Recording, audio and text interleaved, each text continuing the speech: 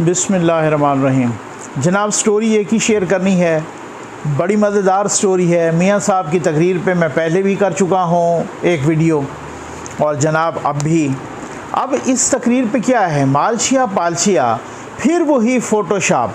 ये आप यकीन करें कि कौम यूथ और ये मालशिया पालशिया फ़ोटोशॉप के इतने माहिर हैं। मैं कहता हूँ को बाहर इस तरह से 2 नंबरी की फ़ोटोशॉप की करने की कहीं कोई जॉब निकले ना, ये फर्स्ट आएंगे, यकीन करें। कल से मैं देख रहा हूँ ऐसे जनाब मालशिया पालशिया सारे नीले पीले गीले, वो जनाब वो छोटा सा एक टुकड़ा काट के मियाँ साहब की तकरीर का, और उन्होंने जनाब वो लगाया है। मैं पहले ख़ुद देख के हैरान रह गया। मैंने कहा यार ये क्या चक्कर है। अब मैं आपके सामने सारी सिचुएशन रखने लगा हूँ और फिर ये भी बताने लगा हूँ कि ये क्या चक्कर है, नून लीग क्या कर रही है, क्यों इतनी एक्टिव हो गई है। शहबाज शरीफ साहब से कंट्रोल टावर ने उनको कोई यकीन दहानी करवाई है। अगर ये यकीन दहानी करवाई है तो किस किस्म की यकीन दहानी, जो बड़ी अंदर की बातें मैंने आपको बतानी है, ठीक है ना। तो फिर अगर उनको यकीन दहानी करवाई है तो फिर क्या कप्तान साहब का पता साफ हो गया है। ये सारी चीज़ें आपको बतानी है, बहुत ज़बरदस्त किस्म की वीडियो है। लेकिन उससे पहले ये मैं मालशिया पालशिया को छोटा सा एक जवाब देना चाहता हूँ। मेरे कुछ दोस्त हैं ना, वो, अब मेरी आदत नहीं है, आप यकीन करें कि मैं किसी की वीडियो के जवाब में मेरी वीडियो लंबी भी इस वजह से हो जाती है कि मेरे पास स्टोरीज़ हो जाती हैं बहुत ज़्यादा जमा, उनको मैं सारी स्टोरीज़ को 2-2 3-3 को कर देता हूँ। अब मुझे बहुत सारे आप में से दोस्त कहते हैं कि जनाब वीडियो ज़्यादा लंबी ना हुई करे, हम आपकी वीडियो देखे बिना भी नहीं रह सकते, लेकिन लंबी ना हुई। भाई बात यह है कि मेरे पास जब स्टोरीज ज़्यादा आ जाती हैं ना, तो कहने का मकसद ये है कि मालशिया पालशिया का मैं देख के जवाब नहीं देता होता, लेकिन कुछ दोस्त जब वो भिजवा देते हैं, उन्होंने कहा जी फलां देखें जनाब, उन्होंने, खैर मैं उनका नाम भी नहीं लेना चाहता, उन्होंने जनाब वीडियो की है और उन्होंने कहा है कि ये तो कोई ट्रायल था ही नहीं, ये शहबाज शरीफ साहब वाला, और ये तो कोई है नहीं, ये तो वो जियो के फ़लाँ जनाब, ये कहा गया कि जियो के फ़लाँ रिपोर्टर ने झूठ बोला, और इतने सहाफ़ियों ने मिल के, और कुछ पाकिस्तान से और कुछ बाहर से, वो मालशिया पालशिया। मैं आम तौर पे कहता हूँ ये FA फेल हैं यार, ये कोई BA फेल है, कोई मैट्रिक फेल है, ये बैठ गए हैं यूट्यूब पे। अब उसके बाद जो है ना यूट्यूब पे बैठ गए हैं और ये यूट्यूबर बन गए हैं और जनाब व्लॉगर बन गए हैं माशाल्लाह। अब उसके बाद जो है ना, अब बात ये है कि क्या अब वो ख़त सामने आ गया है कि जो ख़त लिखा था यहाँ से एसिड रिकवरी यूनिट ने, यानी शहजाद अकबर साहब ने, वो ख़त सामने आ गई है। वो नैब की वो शहजाद सलीम साहब यानी DG नैब लाहौर, उनके साथ मीटिंग के मिनट सामने आ गए हैं, NCA के साथ सब कुछ सामने आ गया है, मनी लॉन्ड्रिंग सब कुछ उसमें ज़िक्र है। अच्छा, वो फ़ैसला सामने आ गया है, जो वेस्टमिनिस्टर कोर्ट का फ़ैसला है, वो भी फ़ैसला सामने आ गया है। वो फ़ैसला मेरे पास है, आप भी पढ़ लीजिए, सोशल मीडिया पे वो फ़ैसला भी जो है ना फ्लोट कर रहा है। अब बात ये है, आप ये कह रहे हैं ट्रायल ही नहीं है। भाई जब ट्रायल ही नहीं था तो फिर आर्डर क्यों आया? बात तो ये है ना, ठीक हो गया। वहाँ ट्रायल ऐसे ही होता है। हमने देखा कि जैसे अल्ताफ़ हुसैन साहब के भी कई दफ़ा ट्रायल चले, ऐसा नहीं होता कि अब हमारे यहाँ तो यह ना कि FIR काटने से पहले ही लोगों को गिरफ़्तार कर लिया जाता है, इंक्वायरी स्टेज पे ही उठा लिया जाता है, ठीक हो गया ना। वहाँ पर वो इंक्वायरी होती है, इन्वेस्टिगेशन होती है, सारा कुछ जब तक, तो वो ट्रायल का हिस्सा होता है भाई। जो अब मैं क्या कहूँ अनपढ़ टाइप के जाहिलाना मालशिया पालशिया को, मैं अब क्या इसमें वो करूँ।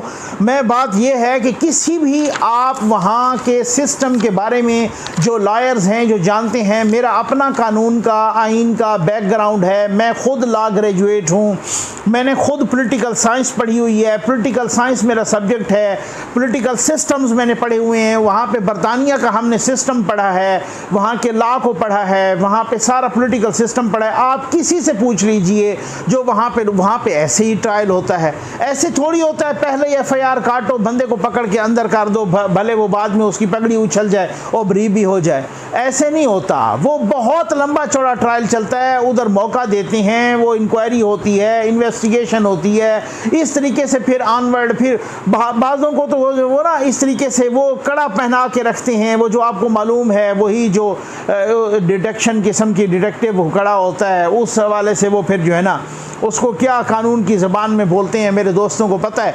तो अब बात ये है कि वही ट्रायल वो ही हुआ। अब मसला ये है कि वहाँ की कोर्ट ने अगर किसी को बरी कर दिया है और वो उसको जो है ना एग्जेनोरेट हो गया है और कहा है बाकायदा उस आर्डर में कि जनाब एनसीए ने कंप्लेंट की थी, फिर एनसीए ने क्या, एनसीए ने 224 के 25 सफ़ात की इनकी बेगुनाही की रिपोर्ट, पहले एनसीए के कहने पे उन्होंने इनके अकाउंट्स मुंजमद कर किए, फिर उसके बाद उसी एनसीए ने जवाब दिया कि जी ये तो मुलविस ही नहीं है, इन्होंने कोई गलत काम नहीं किया, इन्होंने कोई मनी लॉन्ड्रिंग नहीं की, इन्होंने कोई करप्शन नहीं की, इन्होंने कोई पुट्ठा काम नहीं किया। उन्होंने कहा कि वो जो ऑर्डर दिया था ना, अकाउंट फ्रीजिंग ऑर्डर, AFO, ठीक हो गया ना, उसको सेट असाइड किया जाता है उसको, तो बस ठीक है। तो फिर ये बरियत नहीं है तो फिर क्या है, ये बेगुनाही का सबूत नहीं है तो फिर क्या है। आप मनी लॉन्ड्रिंग करते रहे और आपने उनको ख़त भी लिखा कि ये मनी लॉन्ड्रिंग में मुलविस हैं और वो कहते हैं कि इन्होंने मनी लॉन्ड्रिंग की ही नहीं है, ये बरियत नहीं है तो क्या है। पिछले 20 साल का रिकॉर्ड उन्होंने खंगाला है, कोई 12-13 महीने की कितने लगे हैं और उसमें उन्होंने कहा है कि इन्होंने तो कोई गलत काम नहीं किया, ये बरियत नहीं है तो क्या है। मालशिया पालशिया की अक्ल को सलाम है भाई। आ जाए भाई, नवाज शरीफ साहब ने कहा है, मैं वहाँ भी यहाँ भी मालशिया पालशिया की अक्ल को सलाम है, बल्कि मालशिया पालशिया की हाथ की सफाई को भी सलाम है। अब फिर से मालशिया पालशिया को बिठा दिया गया कि आप इस तरीके से ना फ़ोटोशॉप चीज़ों को करो और आगे चलाओ।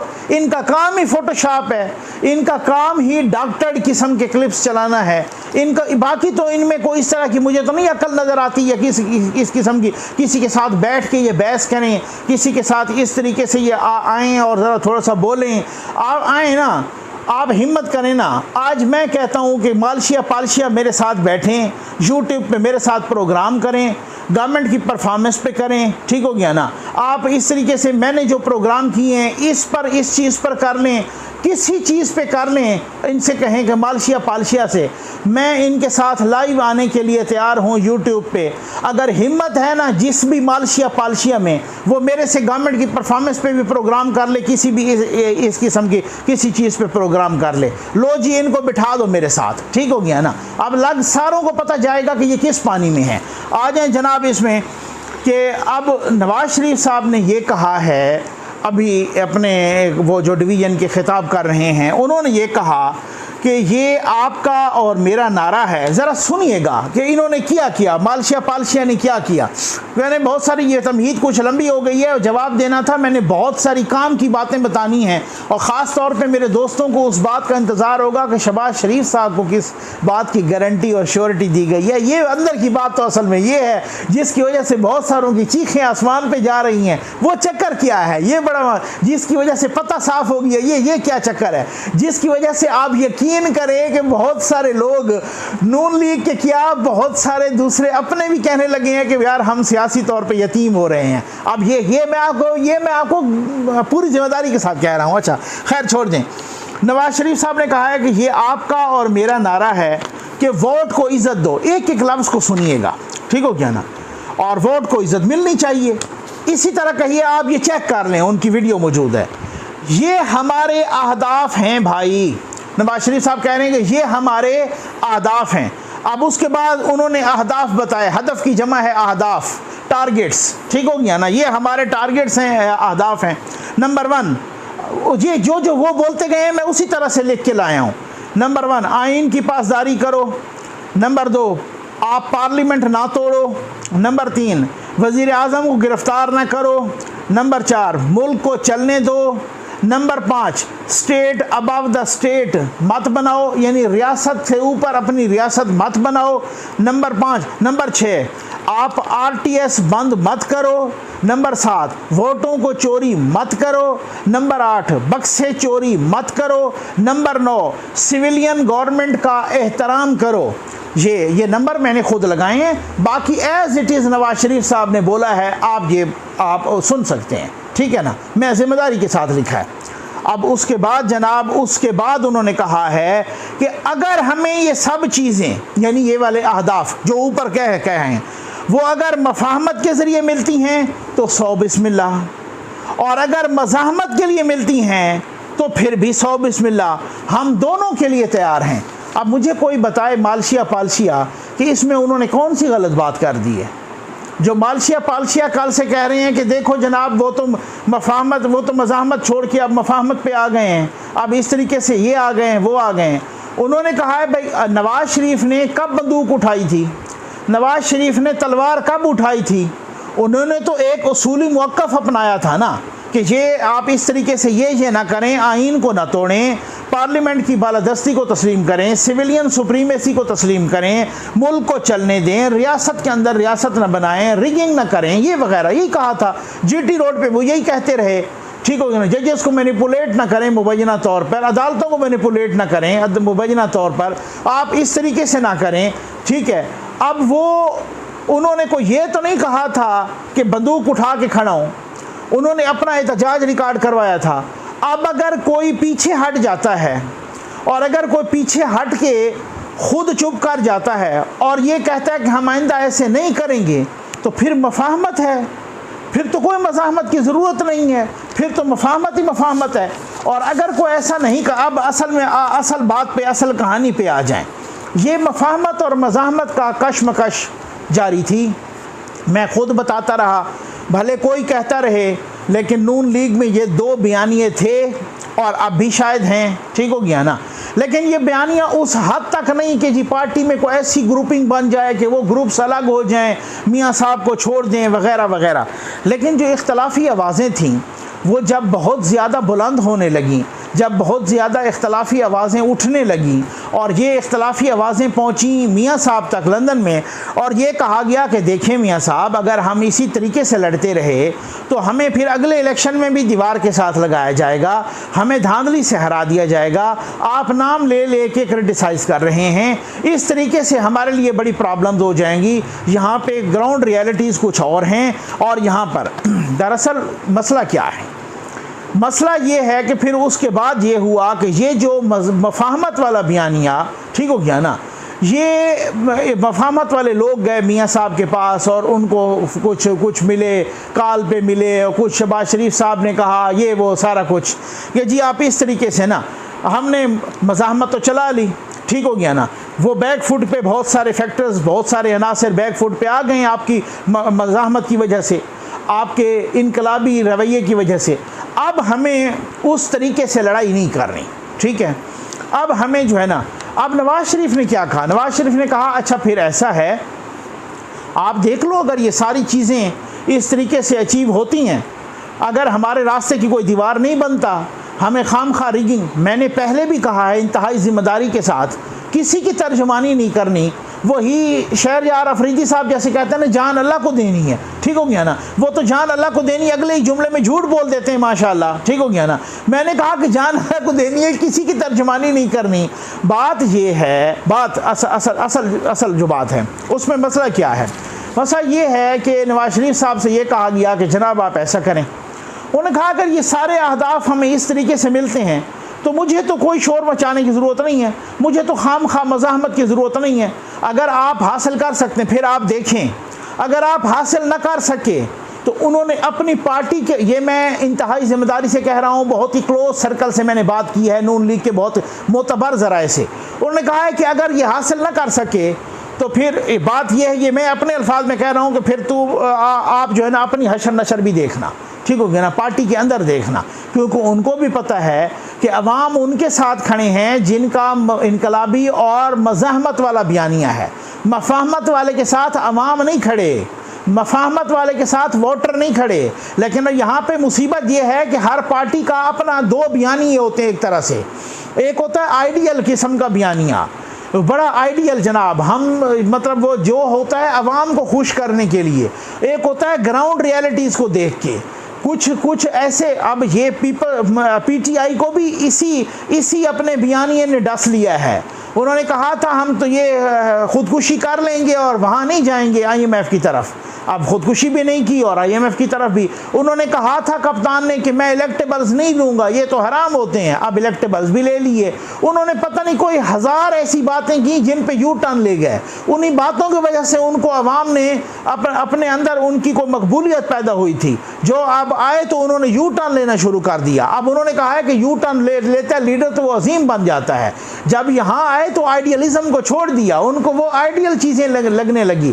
उन्होंने कहा भाई ज़मीनी हक़ाइक़ तो कुछ और हैं। ऐसे ही होता है हर पार्टी के साथ। ज़मीनी हक़ाइक़ को देखा जब लोगों ने, उन्होंने कहा खामखा की लड़ाई करेंगे तो यहाँ पर मुसीबत आ जाएगी, अगले इलेक्शन में भी हमें। अब आपने क्या फ़र्क क्या देखा, मैं आपको बताता हूँ भाई। मुझे पता है आपको सबको बड़ी वो हो रही है, बहुत ही बेचैनी कि यार वो तो बताएं ना कि शहबाज शरीफ साहब को कंट्रोल टावर ने क्या यकीन दहानी करवाई। वो बताता हूँ, ज़रूर बताऊँगा, आज बता के छोड़ूंगा, यकीन कीजिए, ठीक हो गया ना।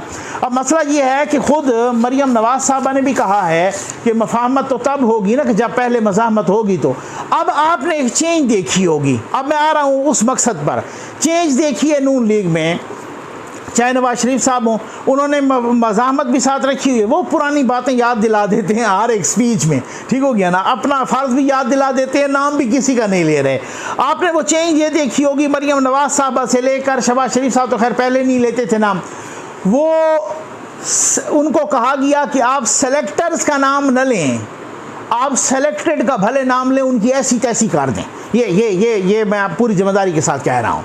इसी वजह से वो जिनको सेलेक्टेड कहते हैं उनकी हर तकरीर में हर बंदा ऐसी तैसी कर रहा है, लेकिन जिनको वो कभी सेलेक्टर्स कहते थे उनको वो ऐसी तैसी नहीं करते। अब ये बात क्या है, शहबाज शरीफ साहब को ज़राए बता रहे हैं, बहुत ही मोतबर ज़राए, कि शहबाज शरीफ साहब को पैगाम दिया गया कि भाई आप मियाँ साहब से बात करें, उनसे कहें कि आप खामखा में रगड़ना छोड़ दें, ठीक हो गया ना। हम अगली दफ़ा इसमें किसी किस्म की मुदाखलत नहीं करेंगे। ये मैं पूरी ज़िम्मेदारी से कह रहा हूँ, जिसका मैं कह रहा था ना कि तर्जुमानी नहीं करनी। बात ये है मेरे भाई कि असल में मसला ये है कि यहाँ पर बाकी कोई जमातें हो ना, इस वक्त तमाम के पस पर्दा मुज़ाकरात चल रहे हैं। ये मैं गलत नहीं बात कर रहा, और ना मैं कोई कह रहा हूँ कि जो कोई मुकर जाए तो मुकर जाए। पस पर्दा सब के मुज़ाकरात चल रहे हैं कंट्रोल टावर के साथ। बाकियों को जो चल रहे हैं ना, वो कहते हैं किसी तरीके से हमें ले आएँ, लेकिन जो नून लीग के चल रहे हैं ना, वो कहते हैं किसी तरीके से आप बीच में से हट जाएँ।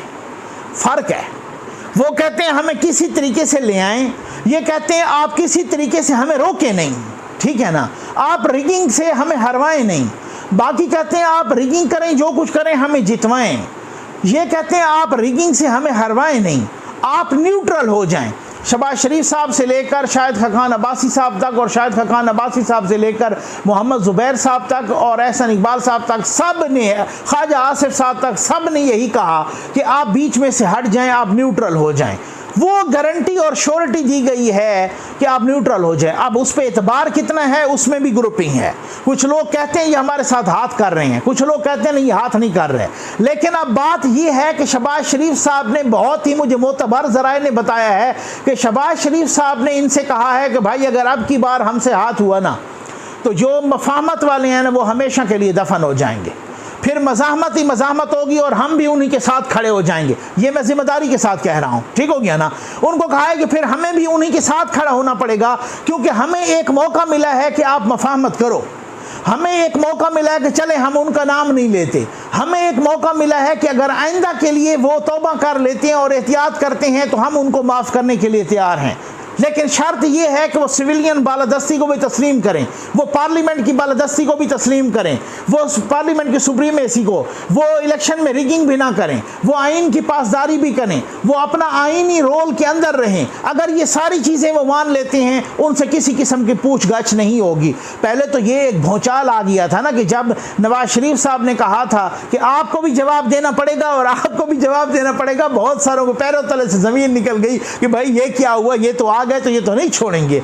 अब वो मामला थोड़ा सा ठंडा पड़ गया और बात ये है कि अब बहुत सारे कि जी सेलेक्टेड से तो भले किसी किस्म का आप जवाब ले लो, जिनको ये मुबैना तौर पे सेलेक्टेड कहते हैं, लेकिन सेलेक्टर्स को आप जो है ना, अब अवाम कहेंगे, उनके वोटर्स कहेंगे कि ये क्या, उनको ऐसा नहीं करना। लेकिन बहुत सारे ज़मीनी हक़ाइक़ होते हैं भाई, उनकी पार्टी जो है या उनकी पार्टी के जो सरबराहान हैं, जो उनके पार्टी के जो लीडर हैं, वो फिर ज़मीनी हक़ाइक़ को भी सामने देख के चल रहे हैं। तो अब बात ये है कि शहबाज शरीफ साहब को ये यकीन दहानी करवा दी गई है कि अगले इलेक्शन में आपके साथ कोई धांधली नहीं होगी, आपको लेवल प्लेइंग फील्ड मिलेगी, आपको जनाब खुली छुट्टी होगी कि आप अपना इलेक्शन फ्री एंड फेयर लड़ो। किसी किस्म की कोई, हम किसी साइड पर नहीं होंगे, हमारा झुकाव आपको किसी साइड पर नजर नहीं आएगा। आज नून लीग इस पोजीशन पे है। हाँ, ये मैं नहीं कहता कि कोई बहुत ही इधर पवित्र होता है और ये होता है उसे, आज नून लीग उस पोजीशन पर है और मैं समझता हूं कि इस पोजीशन का क्रेडिट नवाज शरीफ साहब के उस मज़ाहमत वाले बयानियों को जाता है, वोट को इज्जत दो, और जो जीटी रोड पे हो यहाँ से वहाँ तक गए थे, ये इस्लामाबाद से लाहौर तक जो गए थे, उस सारी चीज़ को क्रेडिट जाता है कि आज नून लीग इस पोजीशन पे है कि उनके अगर रिगिंग न की जाए तो वो स्वीप कर जाएगी। पंजाब में तो कम अज़ कम बहुत स्वीप कर जाएगी ना, बाकी जगहों पर भी सीटें निकाल लेगी। ये सर्वेज हुए हैं, खुफिया सर्वेज हुए हैं। अब बात ये है कि अब अगर उनको यही श्योरिटी मिल जाती है तो वो तो अब अपनी तैयारी में है, वो उन्होंने तो अपनी तैयारी करनी शुरू कर दी है। और उनको एक और भी जनाब श्योरिटी दी गई है कि 2022 में इलेक्शन भी होगा। और वो श्योरिटी क्यों दी गई है ये मैं पहले बता चुका हूँ, वो बार बार उनको बताने की ज़रूरत नहीं है। अब बात ये है कि ये शहबाज शरीफ साहब ने इधर भी, अब आपने एक चीज़ नोट की होगी कि जो मफाहमत वाले थे वो थोड़ा मज़ाहमत की तरफ भी आ गए, उन्होंने इधर मिक्सचर बना दिया, और जो मफाहमत वाले थे वो मज़ाहमत की तरफ भी आ गए। अब शहबाज शरीफ की आपने पिछली तकरीरें 2-4 सुनी हो तो उन्होंने कहा है कि आइन की पासदारी करनी पड़ेगी, अब झुर्रू मुर्रू नहीं चलेगा, अब इलेक्शन फ्री एंड फेयर करना पड़ेगा। अब इस तो उन्होंने इस तरीके का, और वो खुद इंटरव्यूज़ में भी कह रहे हैं कि अगर इदारे आइन की पासदारी करें तो आपने सुना होगा ख्वाजा आसिफ साहब हों, ख्वाजा साद रफ़ीक साहब हों, अयाज सादिक साहब हों, बाकी जो भी हों, तो जो मफाहमत वाले थे वो भी उस तरीके से बबांगे दोहल कहने लगे हैं कि मफाहमत तो होगी लेकिन इन शराइत पर होगी। अगर आप इन अहदाफ के रास्ते में रुकावट नहीं बनेंगे, अगर आप उसी तरीके से सिविलियन बालादस्ती को तस्लीम करेंगे। अब ये सारी चीज़ें, ये थी वो श्योरिटी, ये थी वो गारंटी। असल में बात ये थी जिसकी वजह से मैंने आखिरी जो लिखा ना कि पत्ता साफ होना, इधर जिस तरीके से जो पत्ता साफ हुआ है ना जनाब, उस पत्ते साफ को भी जनाब इस तरीके से, मैं नहीं कह रहा, ये बहुत सारे अपने वहाँ के दोस्त कह रहे हैं कि भाई यार ये बड़ा मसला हुआ है, कि हमें भी लग रहा है कि अब वो सियासी यतीमी हो गई है, हमें भी लग रहा है कि अंपायर की जो उंगली खड़ी हुई थी वो उंगली अब वापस चली गई है, शायद वो जेब में चली गई है, ठीक हो गया ना। अब जो हमें भी लग रहा है कि वो जो हमारे सर पे हाथ था वो आहिस्ता आहिस्ता वो हाथ सरकता जा रहा है। उसकी मुख्तलिफ वजूहात हैं। वजूहात ये हैं कि एक तो उन्होंने कहा बार बार कि आप वसीम अकरम प्लस, यानी कि वसीम अकरम प्लस से मुराद अपना बुज़दार साहब को, आप उस्मान बुज़दार साहब को हटाएं। इन्होंने कहा जी नहीं हटाता, ठीक हो गया ना। एक तो ये है। दूसरी बात, मलबा बहुत ज़्यादा उन पे आने लगा महंगाई की वजह से, बेरोज़गारी की वजह से, बिजली और गैस के बिलों की वजह से, हस्पतालों की बुरी हालत की वजह से, तालीम की बुरी हालत की वजह से, सड़कों की बुरी हालत की वजह से, दवाइयों के 400-500% ज़्यादा और 10 गुना ज़्यादा महंगी होने की वजह से, और स्कैंडल पे स्कैंडल आने की वजह से, और इतनी महंगाई कि अवाम की चीखें निकल गई। 2 टाइम की रोटी किया वो तो 1 टाइम की रूखी रोटी खाने के भी काबिल नहीं। इस सारी चीज़ का मलबा साथ कंट्रोल टावर पे भी जा रहा था। कंट्रोल टावर के अंदर से आवाज़ें आने लगी कि भाई बात ये है कि अब अगर इस तरीके का हमने इस गंद में हाथ मारा ना तो फिर इदारे की इज़्ज़त बहुत ज़्यादा गड़बड़ हो जाएगी और बहुत ज़्यादा दाव पे लग जाएगी, और वो जो फ़ौजी खड़ा है और हमारी बाकी भी सरहदें गैर महफूज होने लगी हैं, वो जो फ़ौजी सरहद पे खड़ा है वो डीमोरलाइज होता है।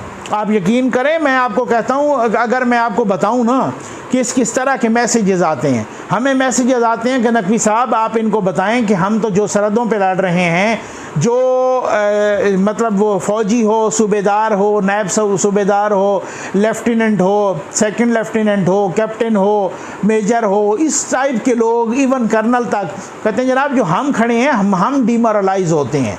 तो बाकायदा यानी यूँ समझ लें कि मैसेजेस भी वहाँ से मुख्तलिफ लोगों के ज़रिए पहुँचाए गए कि जी आप इस तरह से नहीं करें, हम डीमोरलाइज हो। तो अब मसला ये है कि ख़ुद इदारे के अंदर ये सोच पनपने लग गई है, पनप गई है और ये परवान चढ़ गई है, और इदारे के अंदर ये डिबेट परवान चढ़ी है कि अगर इस तरीके से गंद में हाथ बार बार हम मारेंगे तो ये बड़ा मुसीबत। क्योंकि कुछ इदारे ना डिस्प्यूटेड होने नहीं चाहिए, मेरी अपनी बिलीफ के मुताबिक।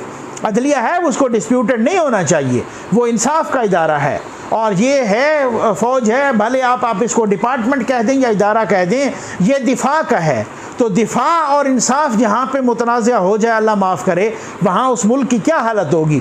इसी चीज़ को मद्देनज़र रख के यहाँ पे कुछ शोर्टीज़, गारंटीज़, यहाँ पे कुछ यकीन दहानियाँ करवाई गई हैं कि ये नहीं है कि हम आपका साथ देंगे, ये है कि हम न्यूट्रल रहेंगे। ये बात है जिसकी वजह से, और ख़ुद न्यूट्रल रहना मेरे तहरीक इंसाफ के हक़ में बहुत बड़ी सियासी मौत है। यहाँ कंट्रोल टावर का न्यूट्रल रहना। आगे आप खुद समझदार हैं। उम्मीद है आपको वीडियो पसंद आई होगी। आपका बहुत बहुत शुक्रिया।